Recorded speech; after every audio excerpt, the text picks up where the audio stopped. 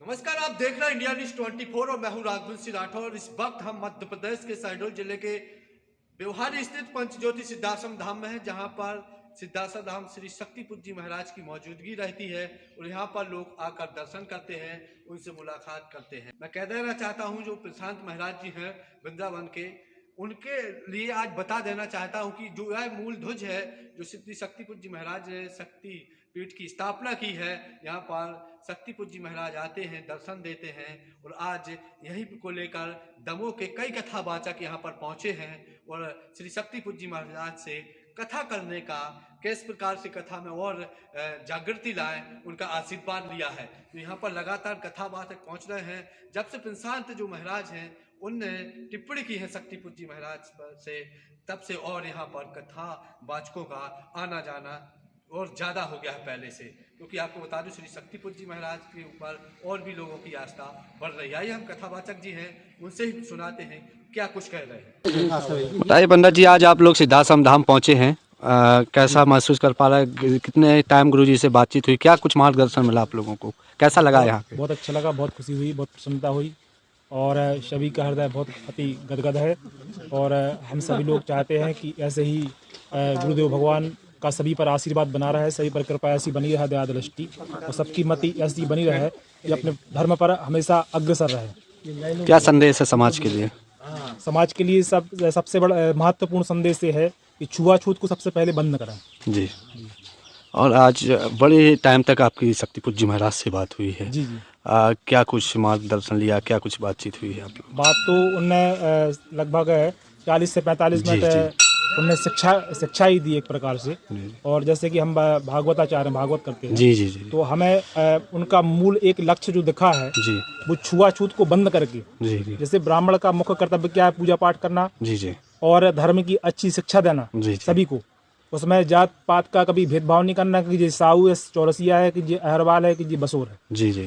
किसी भी प्रकार का कोई भी समाज का हो, हर एक वर्ग के व्यक्ति के यहाँ पर ब्राह्मण को जाकर के पूजा पाठ करनी चाहिए, कथा करनी चाहिए, उसको ऐसे ज्ञान की शिक्षा देनी चाहिए कि वो भी अपने धर्म से विमुख ना हो, धर्म में जुड़ा रहे अपने। क्या लगता है आपसे कुछ लोगों से सुनने मिलता है कि आप तो सभी जगह कथा कर लेते हैं, तो कैसे मन में सब चीज़ आती हैं आपकी? हमें अच्छा लगता है, हमें कोई मतलब है ऐसा भेदभाव नहीं आता हमें किसी भी प्रकार से कोई भी समाज में। और सब जगह सम्मान मिलता है, चाहे अहरवाल के यहाँ जाओ, चाहे साहू के यहाँ, चाहे चौरसिया के यहाँ, चाहे किसी भी समाज के यहाँ जाओ, सब जगह सम्मान मिलता है। क्या सम्मान पूर्वक सभी लोग बुलाते हैं पूजा के लिए, कथा के लिए, तो अपन जाते हैं। क्या लगता है इतनी लंबी बातचीत आपसे हुई है, पहले नहीं मैंने देखा, लेकिन ऐसी क्या आप लोगों की बातचीत हुई है शक्तिपुर जी महाराज से? लंबी कथाओं के बारे में भी हुई, क्या कुछ ऐसा सामने उन्हें कथाओं के विषय में सबसे महत्वपूर्ण यही समझाया था, जाति भेदभाव के संदर्भ में। और एक बात उन्होंने और समझाई थी कि समय जो है अपना कथाओं में, जो ब्राह्मण लोग ज़्यादातर क्या करते हैं, नाच गाना में, जी जी जी, और इसमें क्या नाम से कीर्तन, इसमें क्या नाम से, क्षमा करना, जी जी, इसमें संगीत में, जी जी जी, संगीत में समय की बर्बादी ज्यादा होती है कथाओं में। जी जी जी, जो कथाओं का मूल सार होता है, जी जी, संदर्भ होता है, जो शिक्षा कथाओं के माध्यम से व्यक्तियों को मिलना चाहिए, जी जी, जिससे कि उनके अंतर्भूति में जी, ज्ञान का उपज हो, जी जी, वो नहीं हो पाता है ना। संगीतों में समय की बर्बादी होती, नाच गाना में समय की बर्बादी होती है। जी जी, तो उन्होंने यही शिक्षा दी कि संगीत को कम लेकर के कथाओं में, जी जी, और शिक्षा ऐसी दें जिससे कि ज्ञान की उत्पत्ति हो, जी जी। मतलब लोगों के बीच में अच्छा ज्ञान जाए, अच्छा संदेश जाए। क्या नाम है पंडित जी? जी, हमारा आचार्य कमलेश मिश्रा, कहाँ से हैं, डिस्ट्रिक्ट दमोह। जी ठीक। तो महाराज जी हैं, उनने मूल का ज्ञान कराया है कि जो हमें है, देखो एक हम जब कथा करते हैं तो उसमें हम लोग एक शब्द का प्रयोग करते हैं, एक वाक्य का, परस्पर दो चकोर दो चंदा, ठीक है। तो ये जो हम अलग अलग भगवान के प्रारूप देखते हैं कि रामलला सरकार, सीता मैया, ठीक है, भगवान विष्णु, लक्ष्मी जी, भोले बाबा, माँ गौरी, तो परस्पर दो चकोर दो चंदा, वास्तव में देखा जाए तो ये जो शक्ति है ये एक ही है, ठीक है, ये एक ही शक्ति है जो चला रही। तो हमें इस बात पर वो नहीं करना चाहिए कि हम इनकी मतलब ये तो है, हम समझ रहे हैं आराध्यता रहनी चाहिए, परंतु मूल के बारे में भगवान ने ये भगवती ही जो जननी कहा, जगत जननी। अब जैसे अपन अपन सब का जो जन्म है, जगत की जननी जो है, अब अब फिर आप सभी और आपकी जो है, जो देख रहे हैं वो सभी हम समझ ही सकते हैं हम क्या कहना चाहते हैं। जगत जननी क्या अर्थ होता है? जगत की जो जननी अपन सब हैं। तो महाराज जी यही सब अपन को संदेश देना चाह रहे हैं, भैया आप सब बच्चे हो, किसके? भगवान के बच्चे हो। आप सब में ऐसी शक्तियाँ हैं कि संभव कर सकते हो। जैसे अपन जोड़े भैया हम पे नहीं छूट सका थे, ठीक है? जी, कई बार ऐसी सुना है कई आप लोग बड़े विख्यात हैं यहाँ पर, कथाएँ करते हैं, अच्छी शिक्षा देते हैं। लेकिन थोड़ा-सा मीडिया से इसलिए आपसे पूछना ज़रूरी है। आते हैं लोग बोलते हैं कि नहीं शक्तिपुंज जी महाराज हैं, वो माँ दुर्गा को पूजा करते हैं और यहाँ पर कुछ लोग जो कथाकथित लोग होते हैं, वो कहते हैं कि वो जननी नहीं है, आप कह रहे जननी। वो कह रहा है वो ब्रह्मांड की रचयिता नहीं है। सब पूरी दुनिया कह रही है कि ब्रह्मांड की रचयिता है। जो लोग मतलब ऐसी कंट्रोवर्सी क्रिएट करते हैं या फिर जो लोग ऐसा कहते हैं, जो विरोध करते हैं, तो उनको हम ये बताना चाहते हैं कि ये जो आप देख रहे हो, ठीक है? या फिर जिसके बल पर आप ये बोल रहे हो, ये छोटे-छोटे वीडियो की जो क्लिप्स हैं, वो घटा-बढ़ा करके डाल दी जाती हैं। तो व्यक्ति ने एक 30 सेकंड की क्लिप देखी, उसमें देखा अरे! महाराज जी ये कह रहे हैं, और हमने वास्तव में पूरी चीज़ सुनी ही नहीं। अब जैसे व्यक्ति यदि यूट्यूब पे जाता है, एक 10 मिनट को सीन रहता फ़िल्म देखबे को, 10 मिनट को सीन देख लेता, उसके बाद में कहता हमें पूरी फ़िल्म देखना है। सुबह अपने ढाई घंटा बर्बाद करा था फिर। तो हम ये हमारी जो देखा जाए तो ये समाज की एक दुर्बुद्धि कह लो, इस प्रकार की कुबुद्धि हो गई है कि हम कुछ भी छोटा-सा देख कर के आक्रोश में आ जाते हैं और कुछ गलत-सलत कमेंट कर वो चालू कर देते हैं। तो हमें पहले मूल का ज्ञान होना चाहिए, पहले जड़ों तक जाओ कि महाराज जी कहना क्या चाह रहे हैं। व्यक्ति समझते हैं भैया ये सनातन से अलग बातें करते हैं। भैया ये महाराज जी जो हैं सनातन की रक्षा के लिए इतने मतलब सभी को अलग-अलग सबके प्रश्न सुनते हैं, कहाँ दिक्कत आ रही, भगवत प्राप्ति में कहाँ दिक्कत आ रही, भगवत प्रचार में कहाँ दिक्कत आ रही है, महाराज जी सबका समाधान करते हैं। तो अब जो जिन व्यक्तियों को लग रहा है कि भैया ऐसी-ऐसी बात है या फिर हम कह रहे हैं एक बार आप आकर के देखो, दर्शन करो, जो भी शंकाएँ हो पहले महाराज जी समाधान करो। यदि आप पहले मूल में जाओ ना जड़ में, आप ये बाहर देख कर के काहे वो कर रहे हो? मूल में आओ। अरे!